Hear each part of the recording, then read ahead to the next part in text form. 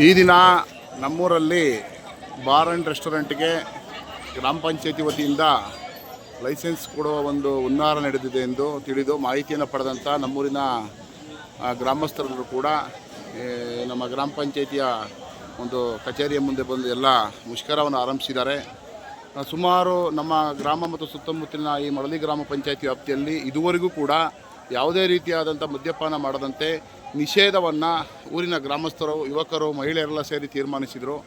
ಆದರೆ ಈ ಇತ್ತೀಚೆಗೆ ಬದಲಾದ ಒಂದು ವರ್ಷಗಳಲ್ಲಿ ಬಾರ್ ಮತ್ತು ರೆಸ್ಟೋರೆಂಟ್ ಲೈಸೆನ್ಸ್ಗೆ ಕೊಡೋ ಒಂದು ಸಂಭವ ಇದೆ ಅಂತ ತಿಳಿದಂಥ ಊರಿನ ಜನರೆಲ್ಲ ಬಂದು ಈ ದಿನ ಗ್ರಾಮ ಪಂಚಾಯತಿಯವರಿಗೆ ಕೊಡಬಾರ್ದು ಎಂದು ಗ್ರಾಮ ಪಂಚಾಯತಿ ಕಚೇರಿ ಮಳಲಿ ಮುಂದೆ ಆ ಒಂದು ಮುಷ್ಕರವನ್ನು ಆರಂಭಿಸಿದ್ದಾರೆ.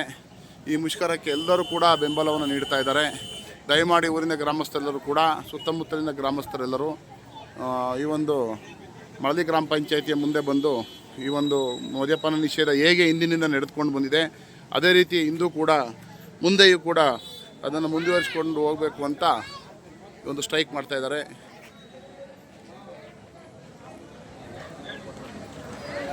ನೋಡಿ, ಇದೇ ಗ್ರಾಮ ಪಂಚಾಯತಿ ಕಾರ್ಯಾಲಯ. ಇದು ನಮ್ಮೂರಿನ ಸರ್ಕಲ್ ದೇವಸ್ಥಾನದ ಮುಂಭಾಗದಲ್ಲಿ ಈಗ ಒಂದು ಸ್ಟ್ರೈಕ್ ಆರಂಭ ಆಗ್ತಾ ಇದೆ. ತುಂಬ ಜನ ಬಂದು ಮಹಿಳೆಯರು ಎಲ್ಲೆಡೆ ಕೂತಿದ್ದಾರೆ.